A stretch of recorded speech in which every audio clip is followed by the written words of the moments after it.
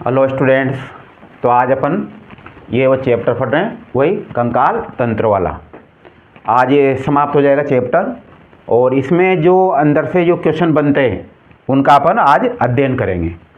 तो देखिए, सबसे नंबर 1 में मानव शरीर की सबसे लंबी अस्थि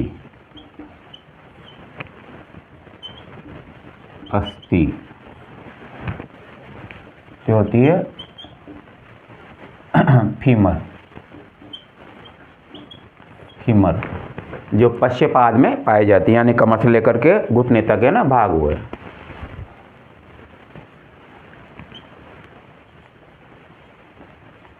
मानव शरीर की सबसे बड़ी एवं मजबूत अस्थि ये होती है, हिंदी में नाम इसका अधोहन्वास्थि,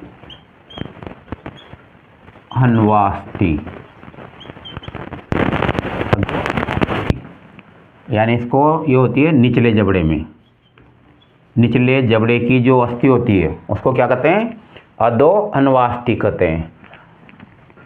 निचले, या इसका दूर एक और नाम है, अंग्रेजी का नाम है मैंडिबल। मैंडिबल अंग्रेजी का नाम है। कहाँ रहती है? निचले जबड़े में, निचले जबड़े में पाई जाती है।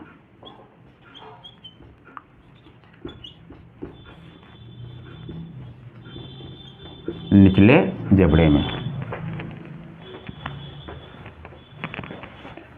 तो सबसे मजबूत, सबसे बड़ी चल रहे हैं, इसी प्रकार से अपन चलते इसमें।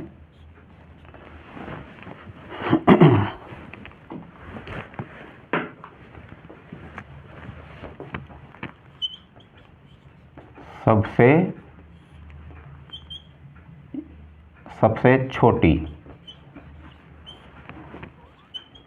अस्थि, सबसे छोटी अस्थि ये होती है स्टेपिज। पहले से याद होगा आपको, ये कान में पाई जाती है। कान में वैसे 3 अस्थियां होती, देखिए। कान का मतलब कर्ण, यानी कान में 3 अस्थियां पाई जाती है। 3 अस्थियां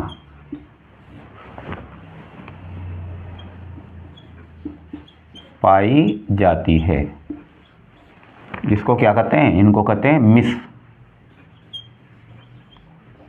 मिस। याद रखना आप, मिस में अपन चलते हैं। नाम है, एम का मतलब मेलियस,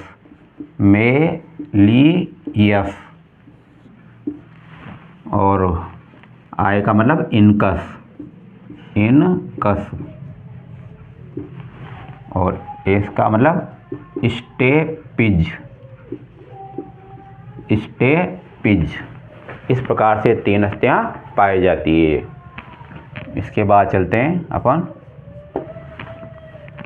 तो इसमें चलते हैं अपन सबसे ज़्यादा नेत्र गुहाओं में ना।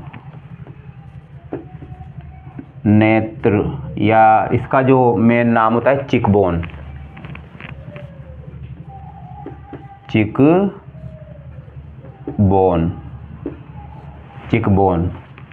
तो ये 2 रहती है संख्या में। चिकबोन 2 रहती है, जो नेत्र गुहाओं में पाई जाती है। नेत्र गुहाओं में ये जो अपने कपोल बनते हैं ना, मतलब ये तो एक अस्थि अंदर इधर की तरफ, एक अस्थि इधर की तरफ, तो इसको चिकबोन कहते हैं। मेन इसका नाम है चिकबोन। तो उस हिसाब से बनती, जैसे मनुष्य का ये जो है ना, ये नेत्र, ये तो इसके जो बनाने वाले जो गुहा बनाती है ना अंदर ये, तो पूरी ये दोस्तें, यानी एक ही गुहा बनाती है इसको, ये दूसरी गुहा बनाती है, तो 2 पाई जाती है।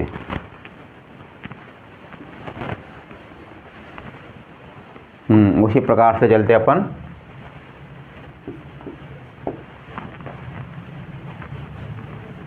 हाइड अस्थि, या इसका पहले ले लेते हैं अपन, जैसे हो गया ना नाक, नासास्तियाँ, नासास्तियाँ, नासास्तियाँ 2 रहती है नासास्तियाँ, मतलब ये जो अपने जो है ना नासिका पाई जाती है उसमें 2 अस्थियाँ पाई जाती है।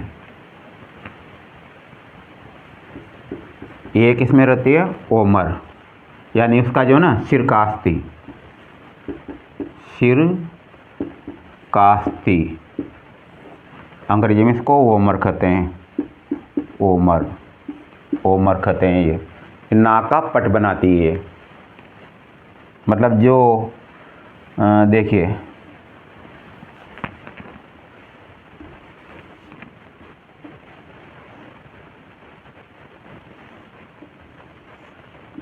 तो ये जो नासिका है ये, तो 2 छिद्र होते हैं ये नासिका में, या बड़ा करके दिखाएं इसको, देखो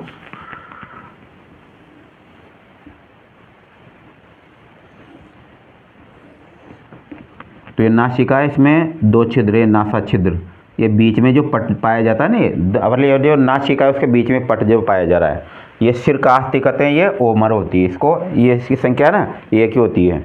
क्या बनाती है? दोनों नासा गुहाओं के बीच में पट बनाती है, संख्या में 1 होती है।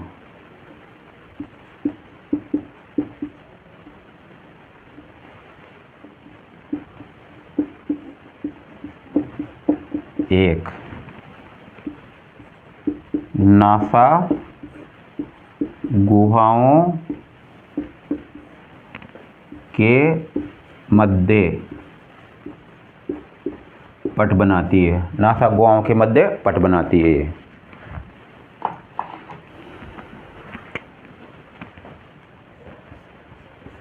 इसके बाद में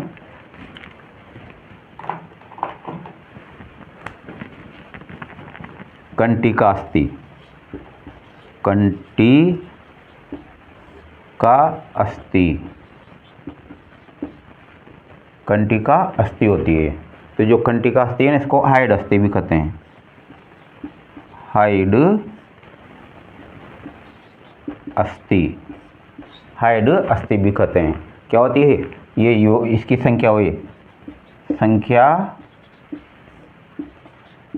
में, मतलब गले में स्थित होती है हाइड अस्थि, संख्या में 1 होती है, संख्या में 1 होती है। यू आकार की जो है ना चपटी पतली अस्थि है, यू आकार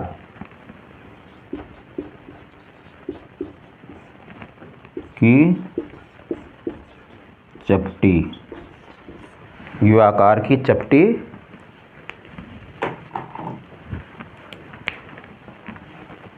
व पतली अस्थि होती है। कौन सी?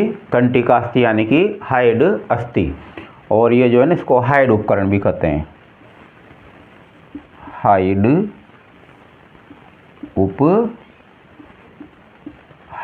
उपकरण भी कहा जाता है इसको। इसके बाद चलते अपन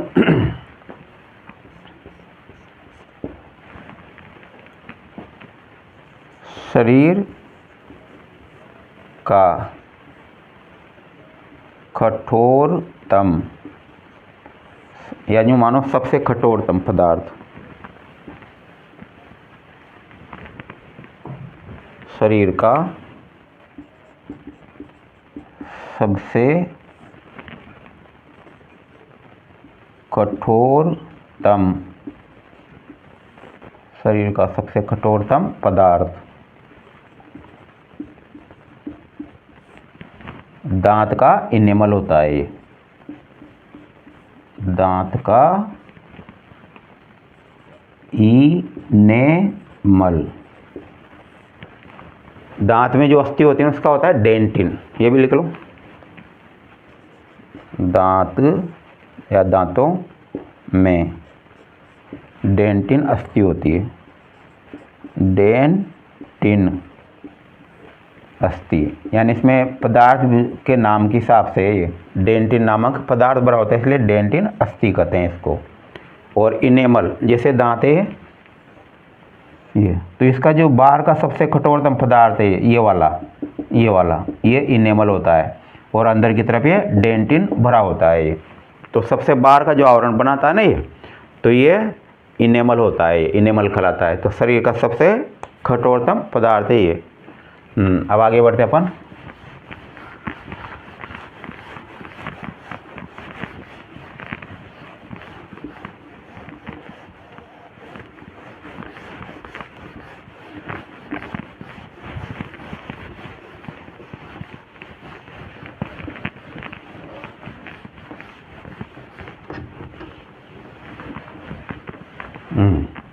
तो इसमें अब आगे चलते अपन कंकाल का अध्ययन।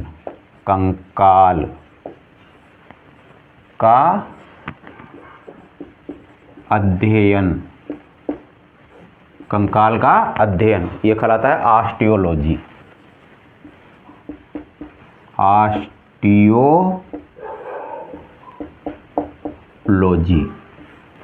ऑस्टियोलॉजी कहलाता है।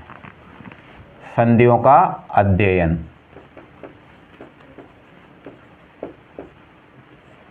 इससे मिलता जुलता है नाम इसका, जैसे है ना ऑस्टियोलॉजी है तो संधियों का जो है ना आर्थोलॉजी कहलाएगा। संधियों का अध्ययन,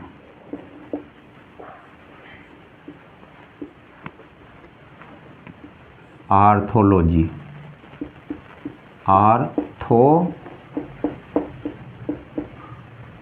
आर्थोलॉजी कहलाता है।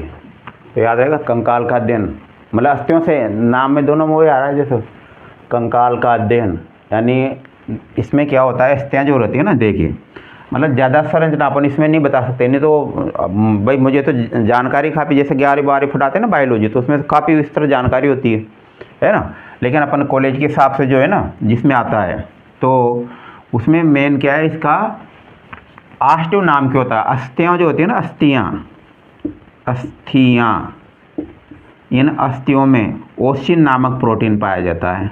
ओसिन, ये ओसिन प्रोटीन। जबकि उपास्थियाँ जो रहती है, उपास्थियाँ उनमें कोंड्रिन प्रोटीन पाया जाता है। कोंड्रिन प्रोटीन। हमारा जो शरीर का जो कंकाल तंत्र का निर्माण होता है किससे होता है, उपास्थ्यों एवं अस्थियों से होता है।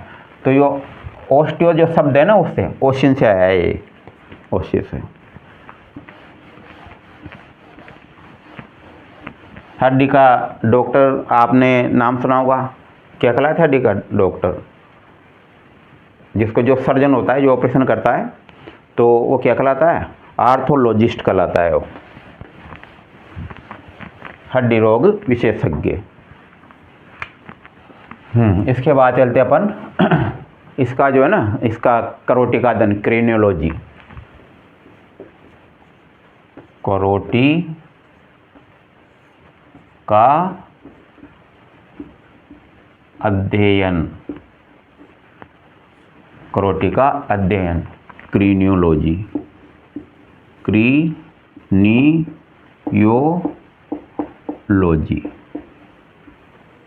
क्रेनियोलॉजी कहलाता है। उसी प्रकार से गति व प्रचलन, गति व प्रचलन का अध्ययन, गति व प्रचलन का जो अध्ययन है वह किन्सियोलॉजी कहलाता है।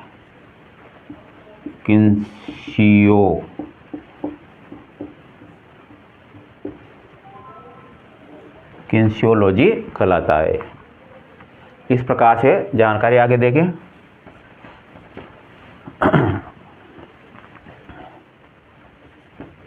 एक और है इसका टाइप क्वेश्चन बनता है, मानव में पुच्छे कशेरुकाएं, पूछिए कशे रुकाएं, इनको कॉक्सिक्स कहते हैं इनको।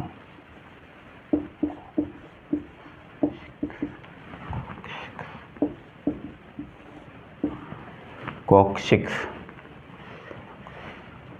नाम आ रहा है, कॉक्सिस कहते हैं इनको। तो ये मानव में अवशेषीय है। तो मानव में पुछ कैसे रुका यानी कॉक्सिक्स अवशेषी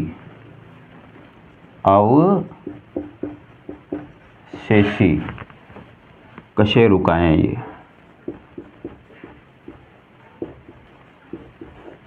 और स्तनधारी होते हैं ना, तो वहाँ उनमें तो क्या, जैसे पूंछ यहाँ से उत्पन्न होती है तो पूंछ में जो है ना धीरे धीरे विकसित होती जाती है, लेकिन मानव में क्या पूंछ नहीं पाई जाती। जो दोनों जो हिप रहते हैं ना, तो इनके बीच में से निकलती है ये, जैसे पूंछ निकलती है।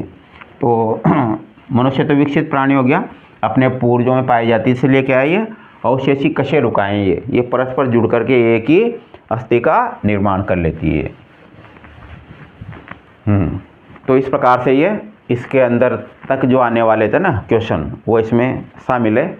इस टाइप से आ सकते हैं ये।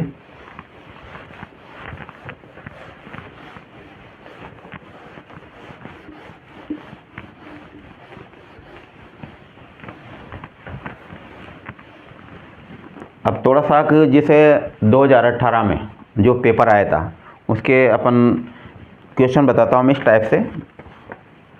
2018 19 का अगर आपके पास 19 क्या 21 में आता, तो 21 में जो आया था ना उसके अगर किसी के पास हो तो सेंड कर देना। देखिए पहला क्वेश्चन था, वह तत्व जो प्रोटीन में उपस्थित होता है। इसका विस्तार से पूरा है ना मतलब बताऊंगा। वह तत्व जो प्रोटीन में, जैसे नहीं सुनाया तो आप देख लो। क्वेश्चन नंबर 1 था, वह तत्व जो प्रोटीन में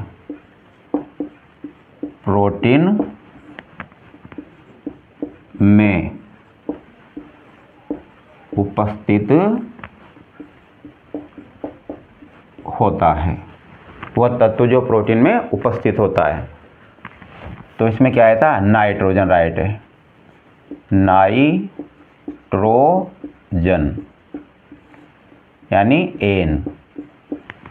देखिए इसका विस्तृत रूप, प्रोटीन जानते हो आप, प्रोटीन जो क्या होते हैं, देखिए प्रोटीन ये मिलकर बने होते हैं कार्बन, हाइड्रोजन, ऑक्सीजन। ये तो मेन तत्व हैं सही, लेकिन इनके अलावा इसमें पाया जाता है नाइट्रोजन, सल्फर और फास्फोरस। ये इसके अन्य तत्व हैं, नाइट्रोजन, सल्फर और फास्फोरस। सबसे ज़्यादा जो है कार्बन तो रहता है, लेकिन जो मेन इसकी प्रकृति डिपेंड करती है ना वो एन पर आधारित है, यानी कि नाइट्रोजन। सल्फर, एस का मतलब सल्फर, पी का मतलब फास्फोरस, सल्फर का मतलब गंधक होता है ये। तो इस प्रकार से ये नाइट्रोजन राइट है इसमें। अब एक और इसमें समझना आप, प्रोटीनों की जो संरचनात्मक और जो क्रियात्मक इकाई होती है वो क्या होती है। इसमें नहीं आया, मैं तो इसका आपको खोल के बता रहा हूँ। इसका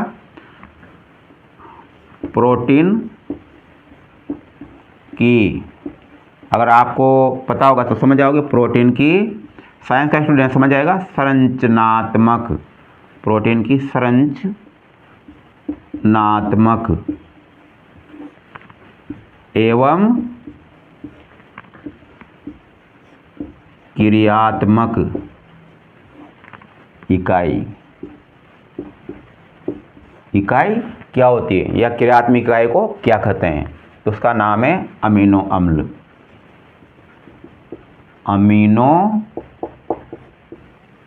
अम्ल, ये याद रखना आप। प्रोटीनों की संरचनात्मक और क्रियात्मक इकाई को क्या कहते हैं, अमीनो अम्ल। भाई इसमें आया था ना प्रोटीन उपस्थित होता है तो नाइट्रोजन, लेकिन अगर आपसे क्वेश्चन भेजा ना कि प्रोटीन किससे मिलकर के बने होते हैं, तो प्रोटीन मिलकर बने होते हैं अमीनो अम्लों से। किससे बने होते हैं, अमीनो अम्लों से। अब अमीनो अम्ल का देखिए सरना सूत्र, इतना डीपली नहीं जाऊंगा, मैं एक शॉर्ट में बता रहा हूँ, क्योंकि देखो क्वेश्चन तो आ जाए तो फिर आ जाए कहीं से भी। तो ये कार्बन है, इसमें जो ये रहता है प्रोटीन यानी अमीनो अम्ल, उसमें एक समूह पे NH2 रहता है ये, दूसरे पर कार्बोक्सिल समूह ये COOH, यहाँ पर एल्किल या प्रतिस्थापी समूह और ये हाइड्रोजन। तो ये तो कौन सा अमीनो ग्रुप है, अमीनो ग्रुप है। और ये कार्बोक्सिल अमीनो ग्रुप यानी समूह लिख देते हैं, ये कार्बोक्सिल समूह, कार्बोक्सिल समूह,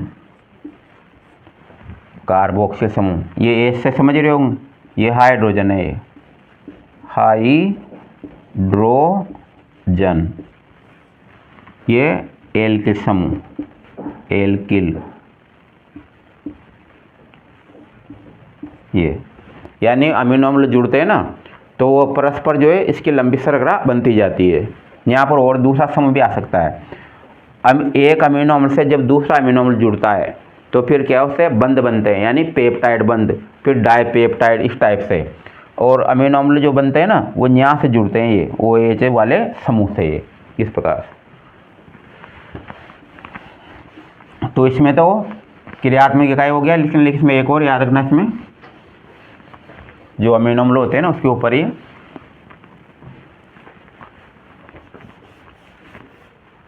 प्रोटीन का संश्लेषण, प्रोटीन का संश्लेषण अमीनो अम्लों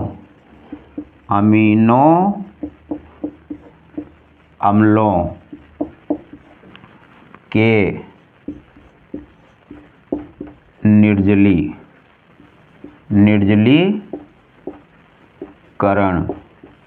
निर्जलीकरण संश्लेषण से होता है।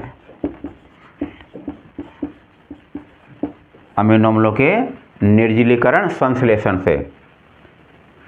कैसे? जब दो अमीनो अम्ल क्रिया करते हैं तो उसके बीच में से एक जल का अणु बाहर निकलता है, देखना।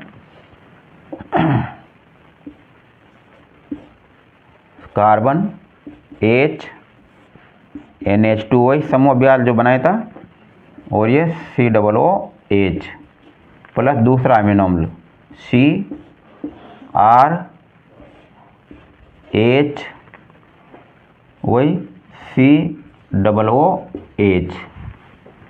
तो ये जो आपको जो बता रहा हूँ मैं कि प्रोटीन का जो संश्लेषण है, शब्द क्या है, निर्जलीकरण संश्लेषण, मतलब निर्जलिका मतलब जल का बाहर निकलना। तो देखिए, और यहाँ पर वो आपको याद है सही, इसी टाइप का समूह कौन सा वाला, NH2। तो ये जो है ना जब क्रिया करते हैं तो ये ऐसे हो जाएगा, ये H फिर NH2, जैसे N आया ना तो ये NH2 तो था ऐसे ही, तो यहाँ फिर एक N रह जाएगा। अर्थात यहाँ से तो जो देख रहे हो ना आप, ये OH, ये इसका H। अब देखो इसको बनाओ, क्या बन गया, H2O, यानी OH और ये मिलके H2O बन गया। तो जल बाहर निकल रहा है ना, इस क्रिया को क्या कहते हैं, निर्जलीकरण संश्लेषण कहते हैं।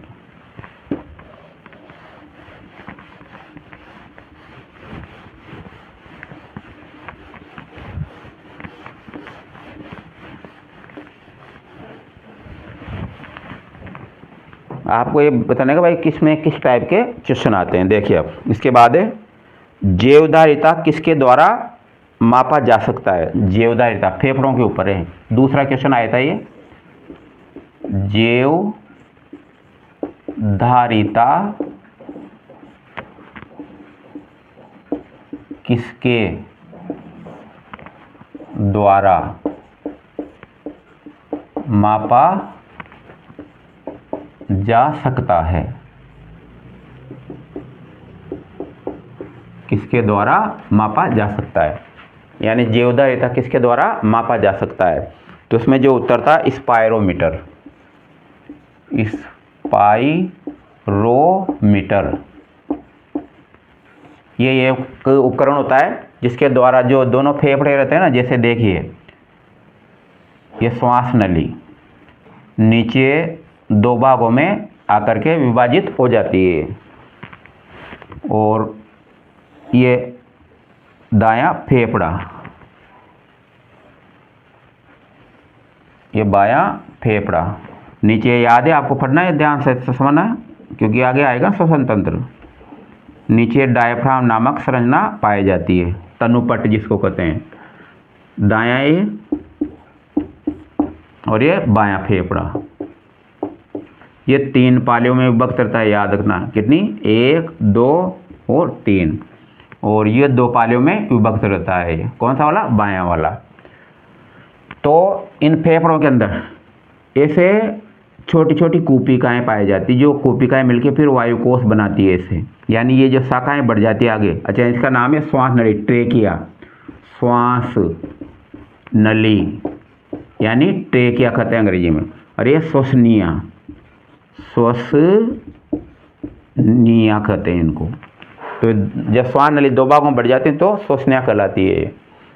तो इन फेफड़ों के अंदर जो कितनी वायु भरी होती है, तो इसमें भरी हो सकती है, इनकी क्षमता क्या है? तो जीवधारिता देख रहे हो ना आप, ये तो ये स्पायरोमीटर के द्वारा मापी जाती है। यानी फेफड़ों के अंदर टोटल कितनी कैपेसिटी होती है वायु को भरने की, कितनी अपन ले सकते हैं, वह है स्पायरोमीटर।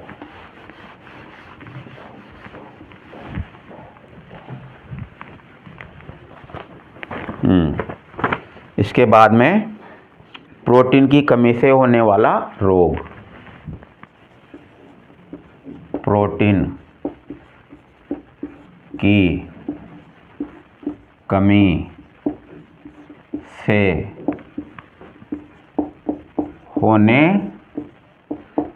वाला रोग। प्रोटीन की कमी से होने वाला रोग, तो इसमें आता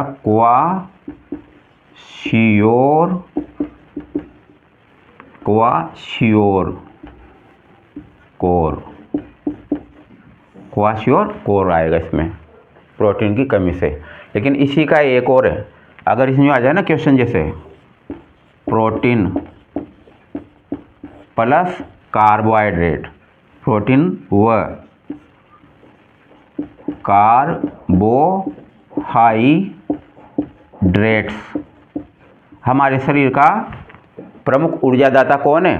कार्बोहाइड्रेट है।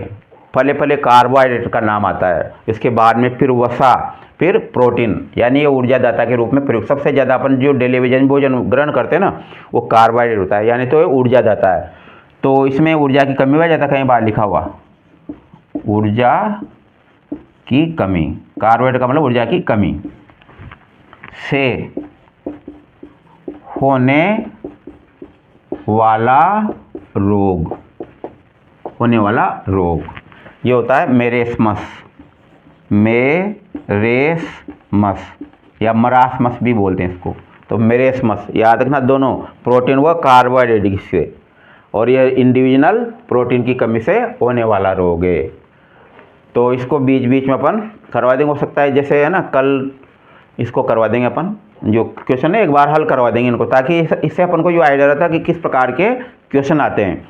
मैं ट्राई करूँगा, जैसे किसी स्टूडेंट के पास अगर पढ़ा होगा ना 2021 का पेपर, तो वह भी देखने का प्रयास करेंगे, उसमें से पता लगा किस टाइप के क्वेश्चन आते हैं। अन्यथा अपन पढ़ते रहो, इतना डीपली भी नहीं जाना। तो मैं ज़्यादातर पेपर के कितना हार्ड तो आता नहीं इसमें, इतना ये तो मेन नहीं है ना, बस वो एक क्वेश्चन आते कहाँ से, बाकी कल पढ़ेंगे।